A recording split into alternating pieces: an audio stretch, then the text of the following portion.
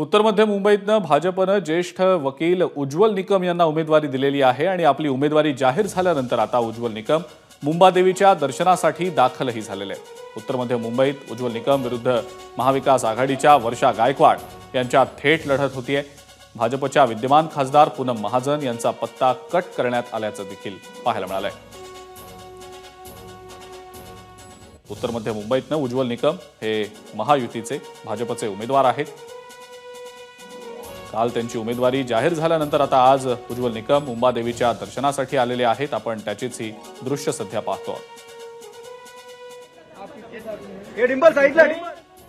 मुंबादेवी मंदिर परिसरातली ही दृश्य आहेत। उज्ज्वल निकम या ठिकाणी मुंबादेवीच्या दर्शनासाठी दाखल झालेले आहेत। अधिक माहिती या संदर्भातली आपण जाणून घेणार आहोत। अक्षय भाटकर आपले प्रतिनिधी आपल्या सोबत आहेत सध्या। अक्षय, काल उमेदवारी जाहीर झाली उज्ज्वल निकम यांची आणि आज ते मुंबादेवीच्या दर्शनासाठी आलेले आहेत। अक्षय, काय सांगता येईल याबद्दल?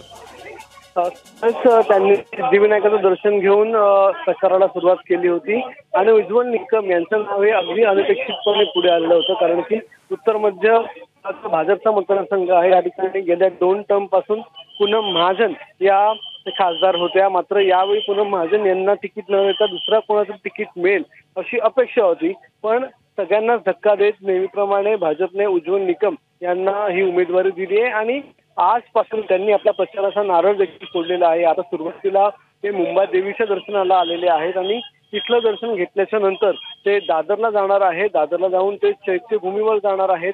तिथे बाबासाहेब आंबेडकर यांना अभिवादन करणार आहेत आणि त्यानंतर बाजूला असलेल्या शिवाजी पार्क इथे जाऊन बाळासाहेब ठाकरे यांच्या स्मृतीस्थळावर देखील ते जाऊन अभिवादन करणार आहेत। अशा प्रकारे आज दिवसभर ते देवदर्शन आणि जे महात्मे आहेत, मोठी माणसं आहेत, त्यांच्या सगळ्यांच्या दर्शनाला हे करून संध्याकाळी त्यांचा प्रचार जो आहे तो सुरू केला जाणार आहे। कारण की काल त्यांचं उमेदवारी जाहीर झाल्याच्या नंतर आता अगदी थोडे दिवस राहिलेले आहेत।